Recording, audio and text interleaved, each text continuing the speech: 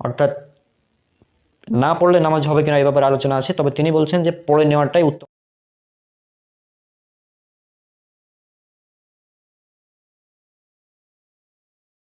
সতর্কতামূলক।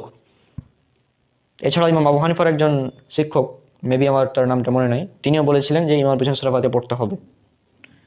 আর জাস্টিস তাকি উসমানী তার দরসে তিরমিজির এই 311 নম্বর হাদিস এবং 312 নম্বর হাদিসের অধীনে অনেকগুলো কথা লিখেছেন। সেখানে তিনি বিষয়টা উল্লেখ করেছেন, মানে অনেকগুলো দলিল নিয়ে এসেছেন, কারা কারা এটা জায়েজ বলেছেন, কারা কারা মানে জায়েজ বলেননি, অর্থাৎ ইমাম পিছনে সূরা ফাতিহা কারা কারা পড়ার পক্ষে ছিলেন। আর ইমাম বুখারী প্রসিদ্ধ হাদিস, যেটা সবচেয়ে বিশুদ্ধ হাদিস বলা হয়, পবিত্র কোরআনের পরে পৃথিবীর বুকে সবচেয়ে বিশুদ্ধ গ্রন্থ যেটাকে বলা হয়, সেটা হচ্ছে সহিহুল বুখারী। সহিহুল বুখারীর প্রথম খণ্ড, পর্ব নম্বর 10, কিতাবুল আজান, হাদিস নম্বর 755 756 এর আগে ইমাম বুখারী একটি অনুচ্ছেদ নিয়ে এসেছেন। সেখানে বলেছেন যে মুকিম অবস্থায় হোক বা সফর অবস্থায় হোক, সশব্দে কিরাতে সালাত হোক বা নিঃশব্দে, সর্বাবস্থায় ইমাম এবং মুক্তাদি উভয়ের জন্য সূরা ফাতিহা পড়া ওয়াজিব।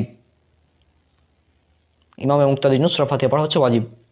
আর ইমাম শাফিঈ রহিমাহুল্লাহ তিনি বলেছেন, এটা উল্লেখ করা আছে হাসিয়া জুজুল কিরাত হাদিস নম্বর 226 এবং বাইহাকির মারিফাতুস সুনান হাদিস নম্বর 928। সেখানে বলা হয়েছে কোনো ব্যক্তির সালাত জায়েজ নয়, হোক সে ইমাম বা মুক্তাদি, হোক সশব্দে কিরাতে সালাত বা নিঃশব্দে কিরাতে সালাত, যতক্ষণ সে সালাতে সূরা ফাতিহা পড়া না হবে তার সালাত জায়েজ নয়। অর্থাৎ ইমাম শাফিঈর মতে ইমামের পিছনে সূরা ফাতিহা পড়া এটা হচ্ছে ফরজ, যদি না পড়েন তাহলে ইমাম শাফিঈর মতে নামাজ হবে না।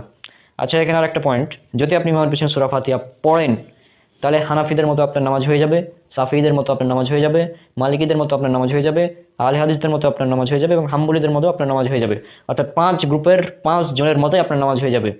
কিন্তু যদি আপনি ইমামের পিছনে সূরা ফাতিহা না পড়েন তাহলে কেবল হানাফিদের মতো আপনার নামাজ হবে, আর বাকি 4 মাযহাব অর্থাৎ শাফিঈ, মালিকি, হাম্বলী এবং আহলে হাদিসের মতো আপনার নামাজ হবে না। তাহলে এখানে নিরাপদ কোনটা আপনি নিজেই চিন্তা করেন। আর ইমাম বুখারী এর জন্য একটি কিতাব রচনা করেছেন আলাদা, আপনাকে বইটা একবার দেখাই যে এটা হচ্ছে সে বই, এটা হচ্ছে সেই বই, ইমামের পিছনে পাঠনীয় সর্বোত্তম কিরাত। ইমাম বুখারী এটা তখন লিখেছিলেন, 12 থেকে 1200 বছর আগে এই কিতাব লিখেছেন, ইমামের পিছনে সূরা ফাতিহা পড়তে হবে এটা প্রমাণ করার জন্য। সহিহ বুখারীর যে হাদিস 756 নম্বর হাদিস, উবাইদা বিন সামিত থেকে বর্ণিত, এছাড়াও আছে আবু হুরায়রা থেকে বর্ণিত, মোট 17 জন সাহাবী থেকে হাদিস বর্ণনা করা হয়েছে। বলা হয়েছে লা সলাতা লিমান লাম ইকরা বিফাতিহাতিল কিতাব, লা সলাতা, কোনো সলাত নেই, নে ফজর, নে জোহর, নে আসর, নে মাগরিব, নে ইশা, নে তারাবি, নে তাহাজ্জুদ, নে জুম্মা, নে জানাজা, কোনো ধরনের সালাত নেই। লিমান লাম, কারোর জন্য, ইমাম হোক বা মুক্তাদি কারোর জন্য নেই, ইকরা বিফাতিহাতিল কিতাব, অর্থাৎ সূরা ফাতিহা পড়া ব্যতীত, সূরা ফাতিহা পড়া ব্যতীত কারোর জন্য কোনো ধরনের সালাত নেই। তাহলে এ থেকে বোঝা যাচ্ছে যে ইমামের পিছনে সূরা ফাতিহা পড়া এটাই বেশি নিরাপদ। না পড়লে আপনি সন্দেহে থাকবেন, 4 জনের মতে 4টে গ্রুপের মতো আপনার নামাজ হবে না, সাফির মতো নামাজ হবে না, হাম্বলীদের মতো নামাজ হবে না, মালিকিদের মতো আপনার নামাজ হবে না, আহলে হাদিসদের মতো আপনার নামাজ হবে না। মানে ইমামের পিছনে সূরা ফাতিহা পড়তে হবে, এটা হচ্ছে সবচেয়ে বিশুদ্ধ মত। আর আপনি ইমামের পিছনে সানা পড়েন, তারপর আল্লাহু আকবার ইমাম বলে আপনিও বলেন, তারপর রুকুতে তাসবিহ পড়েন, সিজদাতে তাসবিহ পড়েন, সবই পড়ছেন, তো সূরা ফাতিহা কী দোষ করলো আপনার? এ থেকে বোঝা যায় যে একটা আমাদের ভুল বোঝাবুঝি আছে এই ব্যাপারে। আর এই জন্য তো এই 4 মাযহাব একমত যে ইমামের পিছনে সূরা ফাতিহা পড়তে হবে। শাফিঈ, মালিকি, হাম্বলী এবং আহলে হাদিস একমত ইমামের পিছনে সূরা ফাতিহা পড়তে হবে। কারণ হানাফি মাযহাবে শুধু বলা হচ্ছে যে ইমামের পিছনে সূরা ফাতিহা পড়তে হবে না। তো একটি মাযহাবের দিকে দেখে আপনি 4টাকে একদম বাদ দিয়ে মানে বিষয়টা কেমন হয়ে গেল না? এই জন্য তো বলি যে সবচেয়ে বিশুদ্ধ মত হচ্ছে ইমামের পিছনে সূরা ফাতিহা পড়া। ইমাম বুখারী আজ থেকে 1200 বছর আগে কিতাব লিখেছে ইমামের পিছনে সূরা ফাতিহা পড়ার ব্যাপারে। আর ইমাম বুখারী প্রথম যিনি ইমামের পিছনে সূরা ফাতিহা পড়ার ব্যাপারে একটি স্বতন্ত্র কিতাব রচনা করেছেন। আর তো বললাম সহিহ বুখারীর যেটা হাদিস 756 নম্বর, লা সলাতা লিমান লাম ইয়াকরা বিফাতিহাতিল কিতাব, যে ব্যক্তি সলাতে সূরা ফাতিহা পড়ল না তো সলাত হলো না, স্পষ্ট হাদিস। তাহলে আশা করি আপনার সব ধরনের যত বিভ্রান্তি ছিল এই বিষয়গুলো নিয়ে এগুলো ক্লিয়ার হয়েছে। বিভ্রান্তিতে একদম সেফ থাকার একটি উপায় সেটা হচ্ছে যে যাদের দলিল বেশি শক্তিশালী বা যেদিকে আমার রিস্ক হয়ে যাচ্ছে যেটা না করলে সেটা করে নেওয়া। যেমন ইমামের পিছনে সূরা ফাতিহা না পড়লে নামাজ হবে না, অর্থাৎ এখানে রিস্ক থেকে যাচ্ছে, সুতরাং আপনি ইমামের পিছনে সূরা ফাতিহা পড়ে নেবেন, এটাই নিরাপদ। তারপর নামাজের পর সম্মিলিত মোনাজাত করা বিদাত, সুতরাং এখানেও রিস্ক, সুতরাং আপনার জন্য সেফ হচ্ছে না করা। তো এটাই হচ্ছে যখন আপনি মতভেদ দেখতে পাবেন তখন এটা করতে হবে। এটা হচ্ছে মেন কথা। আসলে সত্যি আপনি ঠিকই বলেছেন, যদি এভাবে ভেবে দেখতাম যে সঠিক কোনটা, মতভেদের ভিতরে না গিয়ে যেখানে রিস্ক আছে সেখানে না যাওয়া, এটা যদি ভাবতাম তাহলে তো ক্লিয়ার হয়ে যেত। আর এভাবে যদি সবাই ভাবে তাহলে এই মতভেদপূর্ণ বিদাত, তারপর হারাম, এগুলাতে অনেকেই সেফ থাকবে। যেখানে বিদাত চলে আসছে সেখানে আমি যাব কেন? রিস্কে যত প্রয়োজনীয়তা নেই। খুব সুন্দরভাবে বুঝালেন। তো এভাবে আর কি ওর সঙ্গে সাক্ষাৎ হয়, এগুলোই ছিল আর কি। হুম। আর দেখা যাক কি হয়। এখনো হয়তো তাকে একবার তো ফোন করা উচিত ছিল আমার সার্টিফিকেটগুলো ছেড়ার আগে। হুম। তো যাই হোক, দেখা যাক, তার সাথে হয়তো তোমার সাক্ষাৎ হতে পারে, সম্ভাবনা আছে। হ্যাঁ, আচ্ছা, তো পড়া হলো নাকি? আচ্ছা ঠিক আছে, তুমি থাকতে না, আমি এখন বাইরে থেকে একটু ঘুরে আসি।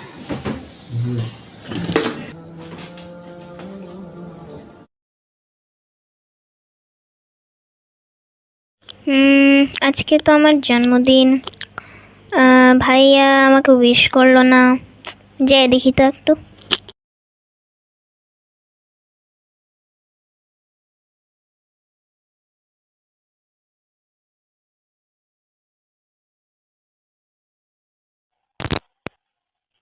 ভাইয়া আজকে কি বলো তো? আজকে আবার কি? মানে আজকে কি বার? আজকে শুক্রবার, জুম্মার দিন। তো কি হয়েছে নাকি? মানে আজকে কয় তারিখ?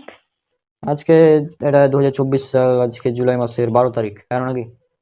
তোমার সত্যি মনে নেই আজকে কোনো একটা স্পেশাল দিন? আজকে স্পেশাল দিন বলতে আজকে শুক্রবার, জুম্মার দিন স্পেশাল দিন, এটা তো হাদিসে আছে ভালো, কিন্তু কি হয়েছে নাকি বুঝলাম না। তোমার সত্যি মনে নেই আজকে কি? হয়েছে কি মানে? ও আচ্ছা, বুঝলাম তুমি যেটা বোঝাতে চাচ্ছ। আচ্ছা আচ্ছা আচ্ছা, আসো এখানে বসো, তোমাকে বলছি।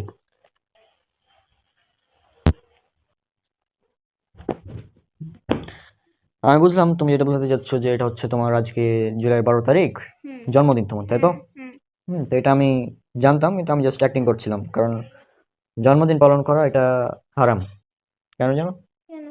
এই জন্মদিন এটা প্রথমত এটা হচ্ছে বিধর্মীদের উৎসব, অমুসলিমদের উৎসব। মানে অমুসলিমরা এটাকে পালন করে, যদিও তাদের ধর্মে এটা নিষিদ্ধ। কিভাবে নিষিদ্ধ আমি বলছি একটু পরে। তো এই জন্মদিন পালন করা সম্পূর্ণ হারাম। আমি কয়েকটা পয়েন্ট বলি এখানে। জন্মদিন পালন করা হচ্ছে হারাম। 2 নম্বর হচ্ছে এটা বিদআত। 3 নম্বর হচ্ছে এটা শয়তানের ধর্মে সবচেয়ে বড় উৎসব। হ্যাঁ, আমাদের পৃথিবীতে অনেকগুলো ধর্ম আছে, হিন্দু, খ্রিস্টান, ইহুদি। আর একটা রিলিজিয়ন আছে যেটাকে বলা হয় স্যাতানিক রিলিজিয়ন। হুম ওই রিলিজিয়নে এটা হচ্ছে সবচেয়ে বড় উৎসব, মানে ঈদের দিন তাদের জন্য এটা। এটা একটু পরে আমি প্রমাণ দিচ্ছি সবই। তো প্রথমত এই জন্মদিন পালন এটা সর্বপ্রথম কে করেছিল জানো? কে? তার নাম হচ্ছে পৃথিবীর সবচেয়ে ভালো মানুষ, ফেরাউন। ফেরাউন সবচেয়ে ভালো মানুষ, না, তাহলে পৃথিবীর সবচেয়ে খারাপ। হ্যাঁ। আচ্ছা, এখন এটা তো প্রমাণ লাগবে, তাই তো? আচ্ছা, ওখানে বাইবেলটা আছে, নিয়ে আসো যাও। এটা হচ্ছে বাইবেল, কিতাবুল মুকাদ্দাস। তওরাত শরীফ, যেটার কিতাবুল মুকাদ্দাস বাইবেল। হ্যাঁ, old testament, book of Genesis অধ্যায় 40 বা পয়দায়েস যেটা বলা হয়। হ্যাঁ, এটা হচ্ছে 40 নম্বর অধ্যায় 20 নম্বর ভার্স। এখানে কি বলছে দেখো, এর 3 দিনের দিন ফেরাউন তার অধীনে যে সব লোক কাজ করত তাদের একটা ভোজ দিলেন। সেই দিন ছিল তার জন্মদিন। দেখছো, ফেরাউন সেই দিন তার প্রধান পানীয় পরিবেশক ও তার প্রধান রুটিকারকে বের করে সেই সব লোকের সামনে আনলেন। অর্থাৎ মূল কথা হচ্ছে যে ফেরাউন তার জন্মদিনটা পালন করলো সুন্দরভাবে সেদিন। মানে ফেরাউন তার নিজের জন্মদিন পালন করলো। অর্থাৎ জন্মদিন পালন করা এটা সর্বপ্রথম যে করেছিল ওর নাম হচ্ছে ফেরাউন, পৃথিবীর সবচেয়ে ভালো মানুষ নিশ্চয়ই। নাহলে মানুষ তার অনুসরণ করে কেন, তাই না? এখন আমি যদি বলি যে দেখেন ভাই, পবিত্র কোরআনে এমনকি বাইবেলে বিভিন্ন জায়গায় এই নামটা আছে, ফেরাউন অনেক জায়গায় এসেছে। তো এখন ফেরাউন নামটা আপনার ছেলে বা ছেলের জন্য রেখে দিন, কেমন হবে? কেউ রাখবে? না, ফেরাউন নামকে পছন্দ করে? না, ফেরাউনকে মুসলিমরা পছন্দ করে? না, একদমই না, খ্রিস্টানরা? একদমই না, ইহুদিরা? কেউ সহ্য করতে না, পারে না। আর ফেরাউন নামে কোনো ব্যক্তি আছে বর্তমানে? নাই। না, ফেরাউন নামে কোনো মুসলিম তো নাই, না। হিন্দুও নাই, খ্রিস্টানও নাই, ইহুদিও নাই, এমনকি নাস্তিকও নাই। মানে ফেরাউন নামটা এত মানুষ অপছন্দ করে, অথচ জন্মদিন পালন করার মাধ্যমে তার অনুসরণ করছে। আজীব ব্যাপার। হুম, হুম আর ফেরাউন এর জন্মদিন পালন শুরু করেছিল, এই জন্য এটা হচ্ছে হারাম। মানে এটা হচ্ছে তার চালু করা একটা পদ্ধতি। এখন আমরা যদি ওটাকে অনুসরণ করি, তো কার অনুসরণ করলাম? ফেরাউনের। হুম, হ্যাঁ, আর ফেরাউন অনুসরণ করলে এখন পরিণাম কি এটা তো আর বলা লাগে না, তাই না? এখন রাসূল সাল্লাল্লাহু আলাইহি ওয়াসাল্লাম বলছেন সুনান আবু দাউদ হাদিস নম্বর 4031, যে ব্যক্তি যার অনুসরণ করবে সে তাদের অন্তর্ভুক্ত, বা যে ব্যক্তি বিজাতীয়দের অনুসরণ করবে সে তাদের অন্তর্ভুক্ত। কারণ কেউ যদি মানে অমুসলিমদের রীতি অনুসরণ করে সে তাদের অন্তর্ভুক্ত। হুম এখন জন্মদিন পালন করার মাধ্যমে আমরা ফেরাউনের নীতির অনুসরণ করছি, দিয়ে আমরা ফেরাউনের অনুসরণ করছি এই জন্মদিন পালন করার মাধ্যমে, বুঝছো? হুম আর এটা যে শয়তানিক ধর্মের সবচেয়ে বড় উৎসব, আমি একটু পরে দেখাচ্ছি। তার আগে হচ্ছে যে জন্মদিন পালন করাটা একদিকে হারাম, পাশাপাশি এটা হচ্ছে বিদাত ইসলামী শরীয়তে। বিদাত কেন? কারণ বিদাত হচ্ছে ওই সব জিনিস মানে আমিলা আমালান লাইসা আলাইহি আমরুনা ফাহুয়া রাদ্দুন। সহিহ মুসলিম হাদিস নাম্বার 1718, হ্যাঁ, ইসলামিক ফাউন্ডেশন নাম্বার 4344, হাদিস একাডেমি 4385। রাসূলুল্লাহ সাল্লাল্লাহু আলাইহি ওয়াসাল্লাম বলছেন আমাদের শরীয়তে যা নেই কেউ যদি সেটা করে তাহলে সেটা বাতিল, প্রত্যাখ্যাত। এটা হচ্ছে বিদাতের সংজ্ঞা।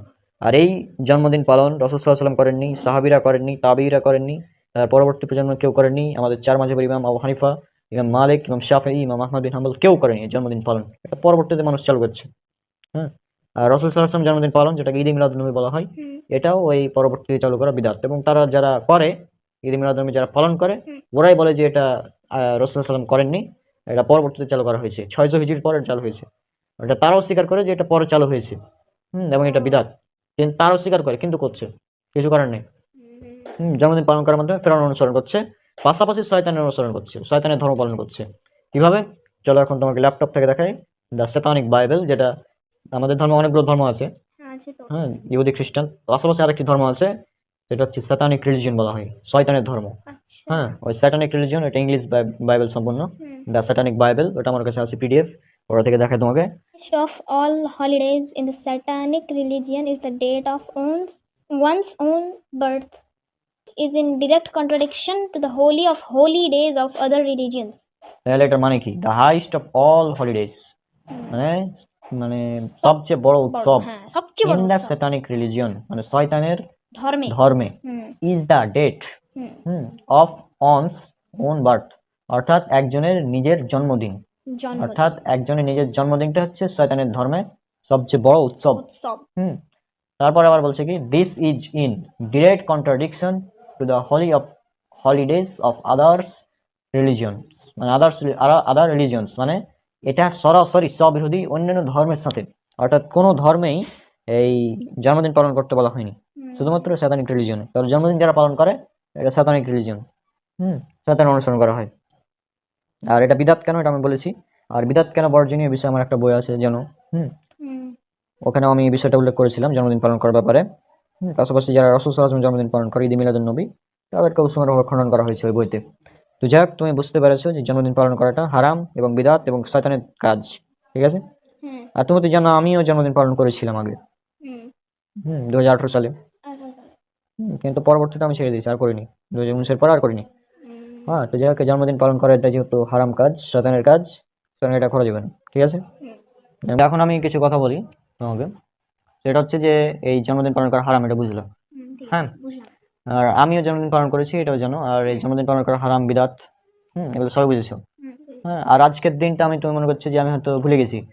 হ্যাঁ, কিন্তু তুমি এখন কোন ক্লাসে পড়ছো? ক্লাস 5-এ। তোমার যেদিন জন্ম হয় 2013 সালের 12 জুলাই, রমজান মাসের 2 তারিখ, সেদিন ছিল শুক্রবার। তখন আমি ক্লাস 5-এ পড়তাম। অর্থাৎ তুমি আজকে যে ক্লাসে পড়ছো, যেদিন তোমার জন্ম হয় তখন আমি ক্লাস 5-এ পড়তাম। সুতরাং বুঝতে পারছো বিষয়টা আমি কিভাবে ভুলি, তাই না? পাশাপাশি আজকে তোমার ডেটটাও মিলে গিয়েছে, মানে শুক্রবার প্লাস 12 জুলাই, এবং তোমার 11 বছর কমপ্লিট হলো এবং তুমি ক্লাস 5-এ পড়ো, তাই না? কতগুলো জিনিস একসাথে মিলে গিয়েছে, তাই না? তারপরেও এই বিষয়টা তোমাকে বোঝানোর জন্য আজকে আর কি এটা করা আয়োজনটা। জন্মদিন পালন করাটা হারাম, বিদাত, শয়তানের কাজ। ফেরাউন জন্মদিন পালন করেছিল, যেহেতু এটা ফেরাউন করেছিল, এগুলো আমাদের জন্য করা যাবে না। নাহলে ফেরাউনের অনুসরণ করছি আমরা। তার আশা করছি বুঝেছো, জন্মদিন পালন করবে, মানে তুমি তো করোনি, তোমার জন্মদিন পালন করা হয়নি সাধারণত কোনোবারই। হ্যাঁ, আচ্ছা, তুমি কি আর কখনো জন্মদিন পালন করবা বা জন্মদিন নিয়ে চিন্তা ভাবনা করবা যে এটা স্পেশাল দিন মনে করবা? না, জীবনে না। কেন? কারণ এটা ফেরাউনের কাজ, আর শয়তানের ধর্ম এটা সব থেকে বড় উৎসব। হ্যাঁ, আর এটা ইসলামে বিদাত, বিদাত, এটা বিদাত আর হারাম। বিদাত এবং হারাম, হ্যাঁ, অর্থাৎ সবই একসাথে, তাই না? হ্যাঁ হ্যাঁ তো এটা মানে এটা অনেক বড় একটা পাপ, এবং একদিক থেকে দেখতে গেলে এটা শিরকের পর্যায়ে চলে যাবে, তাই না? হুম যেহেতু এটা ফেরাউনের কাজ, তার অনুসরণ করলে তার সাথে যা মানে হাসর হবে। হ্যাঁ, তার রাসূল সাল্লাল্লাহু আলাইহি ওয়াসাল্লাম কি বলেছেন, যে ব্যক্তি যার অনুসরণ করবে, সে তার অন্তর্ভুক্ত। যে ব্যক্তি বিজাতীয়দের সংস্কৃতি অনুসরণ করবে, সে তাদেরই অন্তর্ভুক্ত। সুনান আবু দাউদ হাদিস নাম্বার 4031। সুতরাং তাদের অনুসরণ করা যাবে না কোনোভাবেই। হুম তো আশা করছি এই বিষয়টা আপনারাও বুঝতে পেরেছেন, যে আজকে এটা নাটকের মাধ্যমে আমরা বললাম আর কি, বিষয়টা বুঝালাম যে জন্মদিন পালন করা এটা নিকৃষ্ট, হারাম, কবিরা গুনাহ, এবং এটা হচ্ছে অনেক বড় ধরনের একটা পাপ। ইসলামে এটা বিদাত।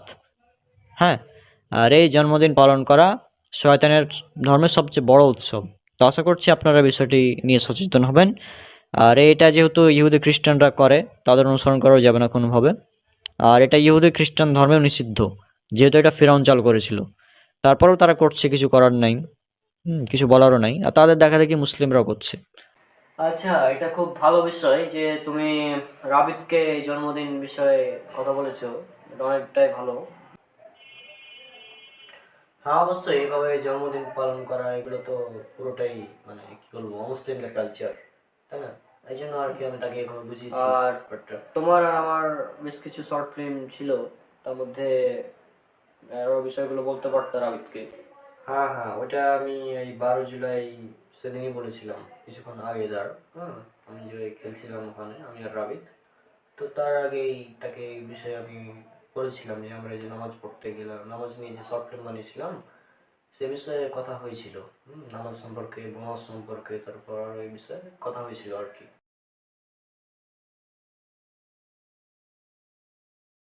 আচ্ছা ভাইয়া, তুমি মোসাব্বির ভাইয়ের সাথে ছিলে না, তখন কি কথা হয়েছিল? তুমি তো আমাকে তখন বলনি।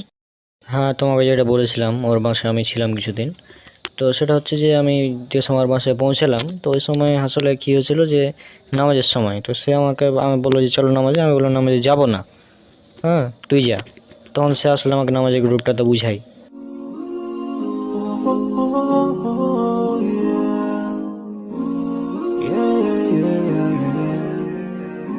So many dreams, yeah, in my life.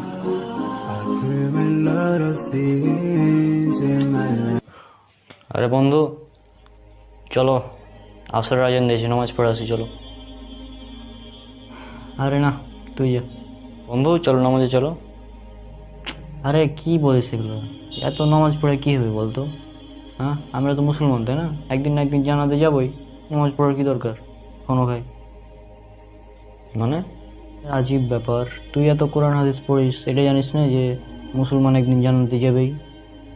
আমি কোরআন হাদিস পড়ি, ঠিক আছে, আমি কোরআন হাদিসে এটা পাইনি তুমি যেটা বলছো যে নামাজ না পড়লেও জান্নাত পাওয়া যাবে, এই ধরনের কথা কোরআন হাদিসে আমি কোথাও পাইনি। আমি যা পেয়েছি সেটা তোমাকে বলি এখন তাহলে। তোমার কাছে কোরআনের অ্যাপ আছে, ওই অ্যাপে তুমি এখন ঢুকো, সূরা মুদাসসির ৭৪ নম্বর সূরা, আয়াত নম্বর ৪২ এবং ৪৩, সেই আয়াতটা তুমি পড়ো। কী লেখা আছে তুমি নিজেই পড়ো। সেদিন অপরাধীদের জিজ্ঞেস করা হবে, কিসে তোমাদের জাহান্নামে প্রবেশ করালো? তারা বলবে, আমরা সালাত আদায়কারীদের অন্তর্ভুক্ত ছিলাম না। তো কি পড়লা? আচ্ছা বুঝলাম, নামাজ না পড়লে জাহান্নামে যেতে হবে, ঠিক আছে, কিন্তু নামাজের জাহান্নামে গেলাম, কিছুদিন থাকলাম, আবার তো জান্নাতে যাবো নাকি? এরকম তো কোনো কথা না, আমরা তো মুসলমান, তাই না? ও, তুমি এখন মনে করছো যে নামাজ পড়ি না জাহান্নামে যাব, কয়েকদিন থাকবো, ফের আবার জান্নাতে যাব, এটা ভাবছো তুমি? আরে তোমাকে তাহলে এখন কিছু হাদিস শোনাই, তারপরে হয়তো তোমার এই ভুল ধারণাটা দূর হবে যে নামাজ না পড়লে কেউ মুসলমান থাকে না। এটা জানো কি তুমি? আল হাদিস অ্যান্ড্রয়েড অ্যাপ আছে না, ওই অ্যাপে এখন ঢুকো, সহিহ মুসলিম খুলো, ওখানে ঈমান অধ্যায়ে যাও, 148 এবং 149 নম্বর হাদিসটা পড়ো। পড়ো, কী লেখা আছে পড়ো। রাসূল সাল্লাল্লাহু আলাইহি সাল্লাম বলেছেন, বান্দা শিরক ও কুফরের মধ্যে পার্থক্য হচ্ছে সালাত। এবার এক কাজ করো, সুনান ইবনে মাজা এর 1079 এবং 1080 নম্বর হাদিসটা পড়ো, কী লেখা আছে পড়ো। রাসূল সাল্লাল্লাহু আলাইহি সাল্লাম বলেছেন, বান্দা, শিরক এবং কুফর এর মধ্যে পার্থক্য হলো সলাৎ। যে সলাৎ ছেড়ে দিল সে কুফরি করলো, যে সলাৎ ছেড়ে দিল সে শিরক করলো।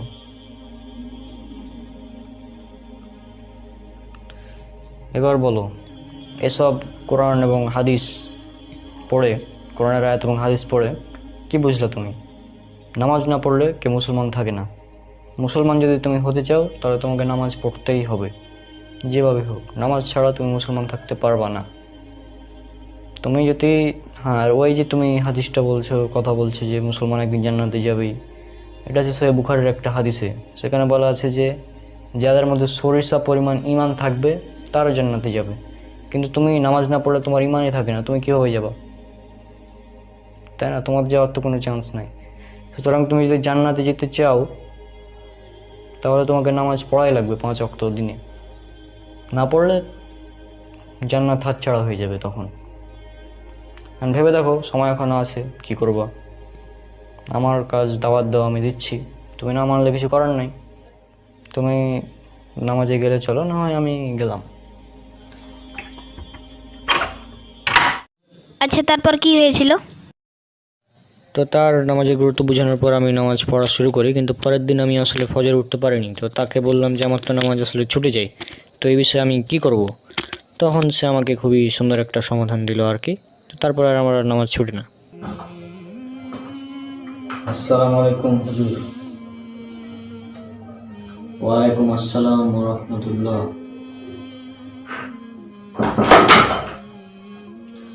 হুজুর, আমার একটা সমস্যা ছিল, তো আপনি যদি শুনতেন সমস্যাটা। কি সমস্যা তোমার? জি, আমার হচ্ছে নামাজ পড়তে পারি না। নামাজ পড়তে ইচ্ছা হয়, কিন্তু আমি ঘুম থেকে উঠতে পারি না। বিভিন্ন কারণে নামাজ পড়া হয় না। তুমি এই জন্য নামাজ পড়তে পারো না, কারণ হচ্ছে যে তুমি নামাজটাকে ভালোবাসতে পারো না ঠিক মতো। মানে মানে তুমি এখানে এসে বসো, আমি তোমাকে বুঝিয়ে দিই। বসো। আচ্ছা,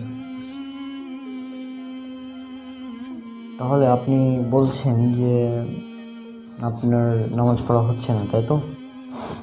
জি। মানে আপনি ফজরের সময় ঘুম থেকে উঠতে পারেন না? জি জি।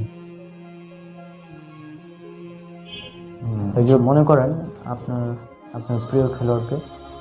আমার প্রিয় খেলোয়াড় হচ্ছে মেসি। জি। তো মনে করেন আপনাকে মেসি একদিন কল দিল, তখন আপনি কি করবেন? আপনি কি বলবেন যে এই থাক, মেসি তো কল দিয়েছে, আমি ফোন কি ধরবো, ঘুমাই, আমার কাছে ঘুমটা বেশি জরুরি? আপনি কি এটা করবেন? আপনি এটা কি বলেন? মেসি যদি আমাকে কল দেয় তাহলে আমি ঘুম মানে আমি তো সাথে সাথে মানে যে বা ওয়াশরুম থেকে ভালো মতো মুখ হাত ধুয়ে তারপর ওর সাথে কথা বলবো? কি বলেন আপনি? আমি ঘুমাবো কেন? এই তো মেসি যখন কল দিয়েছে তখন কিন্তু আপনি ঠিকই তাড়াহুড়া করে রেডি হয়ে ওর সাথে কথা বলতে যাচ্ছেন। কিন্তু যখন আল্লাহ সুবহানাহু ওয়া তাআলা নামাজের জন্য আজান দেওয়া হচ্ছে, এভাবে তো ভেবে দেখিনি। নামাজ তো হচ্ছে কি আল্লাহর সাথে কথা বলার মাধ্যম, তাই না? তো আল্লাহর সাথে কথা বলার জন্য যখন আপনাকে কল দেওয়া হচ্ছে আজানের মাধ্যমে, তখন আপনি ঠিক ঘুমাচ্ছেন। তাহলে বিষয়টা কি হলো? আপনার কাছে আল্লাহর চাইতে মেসির মূল্যটা বেশি হয়ে গেল না? এই বিষয়টা একবার ভেবে রাখুন। মেসির সাথে কথা বলার জন্য আপনি ঘুম থেকে উঠতে পারেন, মেসির খেলা দেখার জন্য আপনি ঘুম থেকে উঠতে পারেন, তারপর ধরেন বিভিন্ন কাজ করার জন্য আপনি ঠিকই ঘুম থেকে উঠতে পারেন, কিন্তু আল্লাহর সাথে কথা বলার জন্য আপনি ঘুম থেকে উঠতে পারেন না।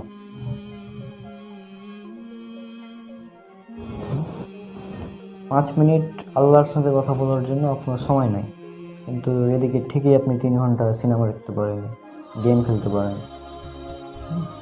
ভিডিও দেখতে পারেন বিভিন্ন, কিন্তু নামাজ পড়তে পারেন না কেন? আর আসলে নামাজ পড়তে পারি না এটা কোনো কারণই নেই নামাজ না পড়ার, এটা মানে এমনি। একবার চিন্তা করবেন, আপনি যখন নামাজ পড়ছেন তখন আপনি আল্লাহর সাথে কথা বলছেন, এই বিষয়টা চিন্তা করবেন, তাহলে দেখবেন ইনশাআল্লাহ আপনার নামাজ ছুটবে না। যদি এইটা ভাবতে পারেন, আর যদি না ভাবেন তাহলে কিন্তু নামাজে হবে না। আশা করি আপনি বিষয়টা বুঝতে পেরেছেন, এবং আজ থেকে যখনই নামাজ পড়বেন তখনই এটা শুধু চিন্তা করবেন যে আমি আল্লাহর সামনে দাঁড়িয়ে আছি, আল্লাহ আমাকে দেখছেন। তাহলেই আপনি নামাজ পড়ার জন্য অস্থির হয়ে থাকবেন। আরে আপনি তো আপনার গার্লফ্রেন্ডের সাথে কথা বলার জন্য ঠিকই মানে অপেক্ষা থাকেন যে কখন সে কল দেবে আর আমি তার সাথে কথা বলবো, ঠিক না? কিন্তু ঠিকই প্রতিদিন 5 ওয়াক্ত নামাজ পড়ার জন্য আজান দেওয়া হচ্ছে, সে আজানের ব্যাপারে আপনার কোনোই নেই। বিষয়টা আজীব না? আজীব ব্যাপার। আপনি কে যখন মেসি কল দিয়েছে তখন আপনি ঠিকই কথা বলছেন ওর সাথে, 4টার সময় মেসির খেলা দেখার জন্য উঠতে পারছেন, ঘন্টার পর ঘন্টা সিনেমা দেখতে পাচ্ছেন, কিন্তু 5 মিনিট নামাজ পড়তে পারছেন না। তো আশা করি আজকের পর থেকে আপনি বুঝবেন বিষয়টা। আমি তো পারলে হাদিস টাদিস কোরআনের আয়াত ইত্যাদি দিয়ে আপনাকে বুঝাতে পারতাম, কিন্তু আসলে এভাবে বুঝিয়ে লাভ নেই। সেই জন্য আমি বলতে চাচ্ছি যে আপনি জাস্ট বিষয়টা একবার ভেবে দেখুন এভাবে। জি, আপনি যেটা বললেন ভেবে দেখবো। আশা করি আজকে আপনার যে সমস্যা বললেন আপনি এটার সমাধান পেয়েছেন। জি, আর আপনার এই উদাহরণটা আমার অনেক ভালো লেগেছে, অনেক সুন্দর একটা উদাহরণ দিয়েছেন। তো আমি চেষ্টা করব এখন থেকে নামাজ পড়ার। আর জি জি অনেক ধন্যবাদ আপনাকে। ও আচ্ছা আচ্ছা। হ্যাঁ, তারপর আবার হচ্ছে যে আমি 1 মাস পর ওর মাসে আবার গিয়েছিলাম। তো সেটা ছিল রমজান মাস। তো রমজান মাসের প্রায় শেষের দিকের মাসে গিয়েছিলাম আর কি। তো আমার মোবাইলে একটা নোটিফিকেশান আসলো যে বোনাস। ও আচ্ছা আচ্ছা, বোনাস। হ্যাঁ বোনাস। তো এই বোনাসটা আসলে আমি ভাবলাম যে নিই, তখন সে আমাকে আর একটা বোনাসের কথা বললো। সেটা হচ্ছে যে শাওয়াল মাসে 6টা রোজা রাখলে নাকি মানে সারা বছর সিয়াম রাখার সমান ফজিলত হয়। তো এগুলো সে আসলে বললো আমাকে। আরে বাহ,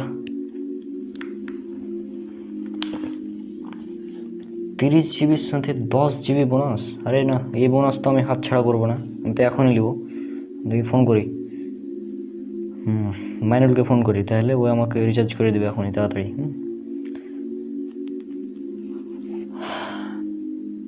ওয়ালাইকুম আসসালাম বন্ধু। ও এক কাজ করতো, তুই তাড়াতাড়ি এখনই দোকানে যা, নাহলে তোর যদি বিকাশে টাকা থাকে তাহলে আমাকে এখনই দে রিচার্জ করে। মানে তোর টাকা আছে বিকাশে? ও তাহলে তো মজা, এখন রিচার্জ দে। হ্যাঁ, ওই আমি 30 জিবির সাথে 10 জিবি বোনাস পাচ্ছি, আর এই বোনাস তো হাতছাড়া করা যাবে না, যাই হয়ে যাক। মানে দুনিয়া উল্টে গেলেও আমি এই বোনাস হাতছাড়া করবো না। আচ্ছা, এখন রিচার্জ দে তাহলে। কী ব্যাপার রনক ভাই, দেখছি খুব বোনাস পাগল হয়ে গেছেন আপনি। জি ভাই, আরে আপনি দেখেন একটা বিষয়, বোনাস আসলে বোনাস পাগল তো সবাই, তাই না? বোনাস কেউ হাতছাড়া করে নাকি? 30 জিবি নিচ্ছি আমি, 30 জিবির সাথে 10 জিবি বোনাস পাচ্ছি, এটা ভালো ব্যাপার না? আর কোনো পাগল ছাড়া এই বোনাসকে হাতছাড়া করবে কি আপনার মনে হয়? যারা পাগল তারা এই বোনাসটা হাতছাড়া করবে। তো শুধু দুনিয়ার বোনাস নিয়ে পড়ে থাকলে কি হবে? আখিরাতের বোনাস নিয়ে একবার চিন্তা করেন। আখিরাতে আবার কিসের বোনাস ভাই? আখিরাতের একটা বোনাস আছে, এবং বিশেষ করে এই মাসের একটা বোনাস আছে। আপনি এখানে আসেন, আমি বলছি। আমি ওখানে আসবো। আচ্ছা, আসছি।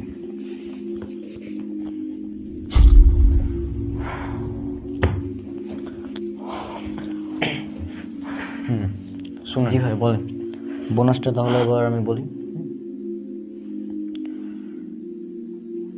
আপনি তো রমজান মাসের সম্পূর্ণ সিয়াম পালন করেছেন, আমরাও করেছি। হ্যাঁ, তো এখন চলছে শাওয়াল মাস। আর রাসূল সাল্লাল্লাহু আলাইহি সাল্লাম বলেছেন, যে ব্যক্তি রমজান মাসের সিয়াম রাখার পর শাওয়াল মাসের 6টি সিয়াম রাখলো, সে যেন সারা বছর সিয়াম রাখলো। এবং এটা সহিহ মুসলিমের হাদিস, উল্লেখ করা আছে সহিহ মুসলিম, যেটা ইসলামিক ফাউন্ডেশন থেকে ছাপানো, এর 4র্থ খণ্ডের 116 নম্বর পৃষ্ঠার 32 নং অনুচ্ছেদের 2624, 2625 এবং 2626 নম্বর হাদিসে এছাড়া উল্লেখ করা আছে রিয়াদুস সলেহিন এর 1262 নম্বর হাদিস, এবং উল্লেখ করা আছে জামিয়াত তিরমিজির 759 নম্বর হাদিসে। এছাড়া আরও অনেকগুলো হাদিসে উল্লেখ করা আছে এই হাদিসটি। তো এটা একদম সহি হাদিস, একদম বিশুদ্ধ হাদিস, এতে কোনো সন্দেহ নাই, কারো দ্বিমত নাই। তো এই বোনাসকে আপনি বলেন, আপনি একটু আগে বললেন যে কোনো পাগল ছাড়া এই এমবির বোনাসটা হাত ছাড়া করবে না। তাহলে আমি বলবো এখন যে কোনো পাগল ছাড়া এই বোনাসটাও কেউ হাত ছাড়া করবে না। আখিরাতের বোনাস 1 বছর সিয়াম রাখার সমান সব পেয়ে যাবে, কেন এটা একটা বোনাস। যদিও এটা ফরজ না, কিন্তু এটা বোনাস, মানে অনেক ফজিলতের। তো কোনো পাগল ছাড়া এই বোনাসটা হাত ছাড়া করবে না। ভাই আপনাকে অসংখ্য ধন্যবাদ এত সুন্দর একটা মানে বোনাসের ফজিলতের কথা বলার জন্য। আসলে আমি এই হাদিসটা শুনেছিলাম অনেক আগে, তবে খেয়াল করিনি অত। তো আপনাকে অনেক অসংখ্য ধন্যবাদ। ইনশাল্লাহ আমরা এই বোনাসটা ছাড়বো না, এই বোনাসটা আমাদের নিতেই হবে যেভাবে হোক। মানে 6 দিন রোজা এক্সট্রা করার কারণে রমজান মাসের পর আমরা 1 বছর মানে রোজা রাখার সব পেয়ে যাচ্ছি। তো এই সব, এই ফজিলত কে ছাড়বে? কেউ তো ছাড়তে যাবে না, তাই না? আসলে এটা অনেক ভালো বিষয়, এই বোনাস ছাড়া যাবে না যেভাবে হোক। তারপর আরও অনেক বিষয়ে কথা হয়েছিল, যেমন আচ্ছা ভাই, এবার যদি বলতেন যে ঈদের যে খুতবা দেওয়া হয়, এই ঈদের খুতবা শোনাটা আসলে কতটা জরুরি?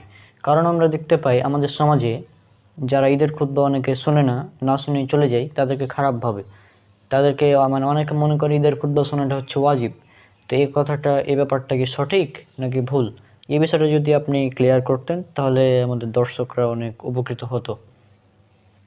ঈদের সলাতের খুতবা শোনাটা কতটা জরুরি, এই হাদিসটি উল্লেখ করা আছে সুনান আবু দাউদে হাদিস নাম্বার 1155 এবং সুনান নাসাই হাদিস নাম্বার 1571, যে রাসূল সাল্লাল্লাহু আলাইহি ওয়াসাল্লাম বলেছেন যে আমি এখন ঈদের সলাতের পর খুতবা দিব, যে খুতবা শোনাকে উত্তম মনে করে সে যেন থাকে, এবং যে খুতবা শোনার প্রয়োজন মনে না করে সে যেন চলে যায়।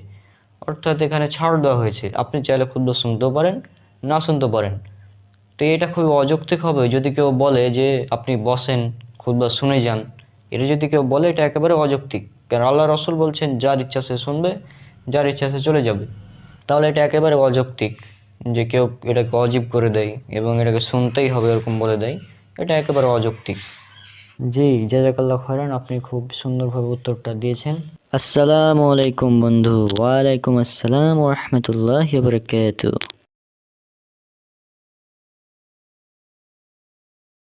তো কী অবস্থা তোর? আছি আলহামদুলিল্লাহ ভালোই। তোর পড়াশোনা কেমন চলছে? আর পড়াশোনা চলছে মোটামুটি। হ্যাঁ, শুনলাম তোর সামনে পরীক্ষা নাকি? হ্যাঁ, সামনে পরীক্ষা। তো কষ্ট কর। আসলে একটা কথা আছে না যে কষ্ট না করলে কেষ্ট মিলে না। তো বিষয়টা ওরকমই যে কষ্ট করতে হবে, তাহলেই সফলতা পাওয়া যাবে, কারণ কষ্ট না করলে কেষ্ট মিলে না। আরে এটা কি বললি তুই? আচ্ছা, তুই কি জানিস, তুই যে কথাটা বললি যে কষ্ট না করলে কেষ্ট মিলে না, এই কথাটা পুরোপুরি একদম শিরক। আজীব ব্যাপার, এই কথাটা আবার কিভাবে শিরক হয় আমি তো বুঝলাম না। আচ্ছা, এটা শিরক কিভাবে আমি এখন বুঝাচ্ছি। এই যে শ্রীকৃষ্ণ, তাকে চিনিস? হ্যাঁ হ্যাঁ, শ্রীকৃষ্ণ, তাকে চিনি তো, হিন্দুদের ভগবান। তিনি হচ্ছেন হিন্দুদের পরমেশ্বর ভগবান শ্রীকৃষ্ণ। তার আরেকটি নাম হচ্ছে কেষ্ট। তাহলে কষ্ট না করলে কেষ্ট মিলে না, এই কথাটি দ্বারা বোঝানো হয় যে যদি আমরা কষ্ট না করি তাহলে আমরা শ্রীকৃষ্ণকে পাবো না, এটা বোঝানো হচ্ছে কষ্ট না করলে কেষ্ট মিলে না দ্বারা। তাহলে একবার চিন্তা কর যে এটা কত সুন্দরভাবে, সূক্ষ্মভাবে মুসলিমদের মধ্যে এই বিষয়টি ঢুকিয়ে দেওয়া হয়েছে। এর কারণ হচ্ছে ভারত উপমহাদেশ এটা শাসন করেছিল অনেক বছর ধরে হিন্দুরা, যে কারণে এই তাদের কালচারগুলো থেকে গিয়েছে। অনেক মানুষ মুসলিম হয়েছে পরবর্তীতে, কিন্তু তাদের যে সমস্ত কালচার ইত্যাদি আমাদের মধ্যে থেকে গিয়েছে, তাদের কিছু কথা, প্রবাদ বাক্য, এগুলো থেকে গিয়েছে, যেগুলোর মধ্যে অনেকগুলোর মধ্যে শিরক মিশ্রিত রয়েছে। তো আমাদের এই বিষয়গুলো নিয়ে সতর্ক হতে হবে, কারণ এটা খুবই মারাত্মক একটি সমস্যা। হ্যাঁ, এই বিষয়টি না বোঝার ফলে অনেক ঈমান হারা হয়ে যেতে পারে। সেজন্য এটি একটি গুরুত্বপূর্ণ বিষয় যেটা আমাদের বিবেচনা করতে হবে। এই ধরনের আরও অনেক প্রবাদ বাক্য সমাজে প্রচলিত আছে যেগুলো শিরক। এটি একটি শিরকি বাক্য, কষ্ট না করলে কেষ্ট মিলে না, এটি আর কখনোই বলা যাবে না। আল্লাহ বলেছেন পবিত্র কোরআনে কষ্ট, হ্যাঁ আল্লাহ বলেছেন যে মানুষ তাই পায় যা সে চেষ্টা করে। সূরা নাজম সূরা নম্বর 53 আয়াত নম্বর 39 এখানে উল্লেখ করা হয়েছে। তো এরকম অনেক কথা আল্লাহ সুবহানাহু ওয়া তাআলা বলেছেন যে কষ্ট করতে হবে।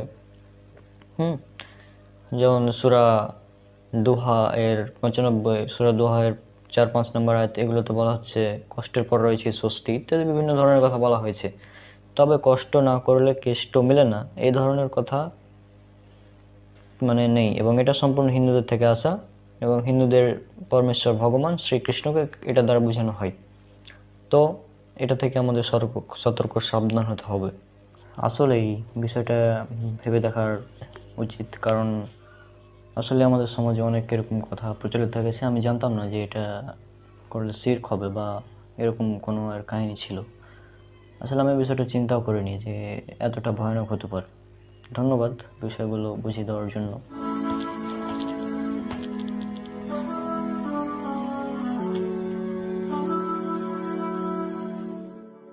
আজকে যে জন্য এলাম আর কি, ওই যে আমাদের বন্ধু মারুফ আছে না, মাইনুল, তো সে আজকে যে কাজটা করেছে, এই কাজটা যদি শুনিস মানে তুই জাস্ট হাসতে হাসতে পড়ে যাবি। তুই কি শুনতেছিস না কম্পিউটার নিয়ে ব্যস্ত, ল্যাপটপ নিয়ে খুব দেখছি কাজ করছিস? বল, শুনতেছি বল। আচ্ছা শোন, তাহলে মাইনুল যে কাজটা করেছে সেটা শুনলে তুই, আচ্ছা ও তো মাইনুলের গীবত করছে, আর এটা তো অনেক বড় একটা পাপ, আমাকে তাকে থামাতে হবে। শোন, মজা পাবি শোন। তো আমি আমি আমার এত মৃত ভাইয়ের গোস্ত খেতে পারবো না, হ্যাঁ, সুতরাং তুই চুপ থাক। বুঝলাম না, মৃত ভাইয়ের মাংস মানে মানে কি কি কি বলছিস তুই? আসলে তুই যে কাজটা করছিস সেটা হচ্ছে গীবত। গীবত কি জিনিস সেটা যদি দেখতে হয় তাহলে এখানে স্ক্রিনের দিকে থাকা। গীবত বা পরদোষ চর্চা একটি কবিরা গুনাহ এবং হারাম কাজ। গীবত বলতে অন্যের অনুপস্থিতিতে কারোর নিকট তার কোনো দোষ চর্চাকে বোঝানো হয়, যা শুনলে সে রাগান্বিত অথবা অসন্তুষ্ট হবে, অন্ততপক্ষে তার মনে সামান্যটুকু হলেও কষ্ট আসবে। হ্যাঁ, আর তাহলে বুঝতে পেরেছিস এটা হচ্ছে গীবত, অর্থাৎ তুই যে তার ব্যাপারে বলছিস, সে যদি এই কথাটা শুনে তোর মুখ থেকে তাহলে সে কষ্ট পাবে। আরে কিন্তু আমি যে কথাটা বলতে চাচ্ছি সেটা তো মাইনুলের ব্যাপারে সত্য কথা, আমি তো তার ব্যাপারে কোনো মিথ্যা কথা বলছি না। হ্যাঁ, গুড পয়েন্ট। তুই এখন বললি তুই যেটা বলছিস সেটা তো তার ব্যাপারে সঠিক কথা, তার ব্যাপারে তো মিথ্যা বলছিস না, তাই না? হ্যাঁ, এই তার ব্যাপারে সঠিক কথা বলছি, এটাই হচ্ছে গীবত। অর্থাৎ সে এই কাজটা করেছে এবং সে কাজটা তার কাজটা নিঃসন্দেহে খারাপ, তবে সে যেহেতু কাজটা করেছে এবং তুই সেটা বলে বেড়াচ্ছিস অন্যজনকে গোপনে তার দোষ প্রচার করছিস, এটা হচ্ছে গীবত। ব্যাপারে একটি হাদিস উল্লেখ করা আছে আবু দাউদের 4874 এবং তিরমিজির 1934 নম্বর হাদিস এবং সহিহ মুসলিমের 2589 নম্বর হাদিস। হ্যাঁ, এখানে উল্লেখ করা আছে যে আবু হুরায়রা রাদিয়াল্লাহু আনহু থেকে বর্ণিত, তিনি রাসূল সাল্লাল্লাহু আলাইহি ওয়াসাল্লাম ইরশাদ করেছেন, তোমরা কি জানো গীবত কাকে বলা হয়? সাহাবারা বললেন, আল্লাহ তাআলা ও তার রাসূল সাল্লাল্লাহু আলাইহি ওয়াসাল্লামই এ সম্পর্কে ভালো জানেন। তখন তিনি বললেন, তোমার মুসলিম ভাই অপছন্দ করে এমন কোনো কথা তার পেছনে বলা। জনৈক সাহাবা বললেন, আমি যা বলছি তা যদি আমার ভাইয়ের মধ্যেই থাকে তাও কি তা গীবত হবে? রাসূল সাল্লাল্লাহু আলাইহি ওয়াসাল্লাম বললেন, তুমি যা বলেছ তা যদি তোমার ভাইয়ের মধ্যে থাকে তাহলেই তো গীবত, আর যদি তার মধ্যে তা না পাওয়া যায় তাহলে তা অপবাদ বা মিথ্যাপবাদ। সুতরাং তুই যেটা বললি তার ব্যাপারে, এটা তার মধ্যে যদি থাকে তাহলে গীবত। আর এই গীবত অত্যন্ত ভয়াবহ, কারণ আল্লাহ সুবহানাহু ওয়া তাআলা বলেছেন সূরা হুজুরাত সূরা নম্বর 49 আয়াত নম্বর 12, যে আল্লাহ সুবহানাহু ওয়া তাআলা বলছেন, তোমরা একে অপরের গীবত চর্চা করো না। তোমাদের কেউ কি চাই সে তার মৃত ভাইয়ের গোস্ত কামড়ে কামড়ে খাবে, বস্তুত তোমরা তা কখনোই করতে চাইবে না। তাহলে তোমরা আল্লাহ তাআলাকে ভয় করো, নিশ্চয় তিনি তওবা গ্রহণকারী অত্যন্ত দয়ালু। এবার গীবতকারীদের কিছু শাস্তি সম্পর্কে বলে দিই। এটা উল্লেখ করা আছে সুনান আবু দাউদের হাদিস নাম্বার 4878। এখানে উল্লেখ করা হয়েছে রাসূল সাল্লাল্লাহু আলাইহি সাল্লাম মিরাজের রাতের একটি ঘটনা বর্ণনা করছেন, এই যে তিনি বললেন, যখন আমি মিরাজে গেলাম তখন এমন এক সম্প্রদায়ের পাশ দিয়ে যাচ্ছিলাম যারা তামার নখ দিয়ে নিজেদের বক্ষ মুখমণ্ডল ক্ষতবিক্ষত করছে। আমি বললাম, এরা কারা? জিবরাইল বললেন, ওরা যারা মানুষের গোশত খায় এবং তাদের ইজ্জত লুটায়, অর্থাৎ গীবত। এরপর আরও একটি হাদিস সুনান আবু দাউদের 4880 উল্লেখ করা আছে, হে তোমরা যারা মুখে ঈমান এনেছো অথচ ঈমান তোমাদের অন্তরে প্রবেশ করেনি, তোমরা মুসলিমদের গীবত এবং তাদের ছিদ্রান্বেষণ করো না, কারণ যে ব্যক্তি মুসলিমদের ছিদ্রান্বেষণ করবে আল্লাহ তাআলা তার ছিদ্রান্বেষণ করবে। আল্লাহ তাআলা যার ছিদ্র অন্বেষণ করবেন তাকে তিনি তার ঘরেই লাঞ্ছিত করবেন।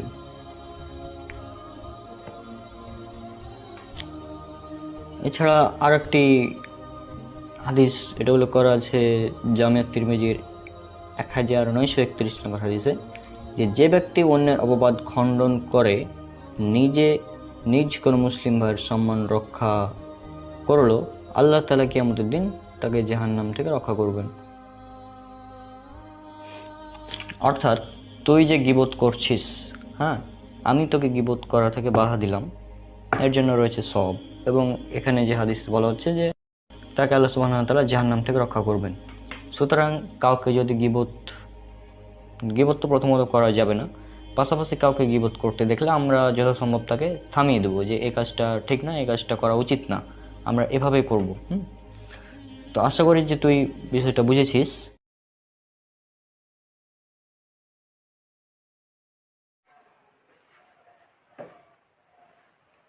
রাবিত, রাবিত, রাবিত, তোর ডাকতে শুনতে পাস না? আজান দিয়েছে, নামাজ পড়তে যেতে হবে। বুঝছিস তুই গেম খেলছিস? হ্যাঁ, গেম কেন খেলছিস বে? হ্যাঁ, গেম খেলছিস কেন? নামাজ পড়তে যাবে, বুঝিস না? আমি নামাজ পড়তে যাবো না, গেম খেলবো। মোবাইল দাও।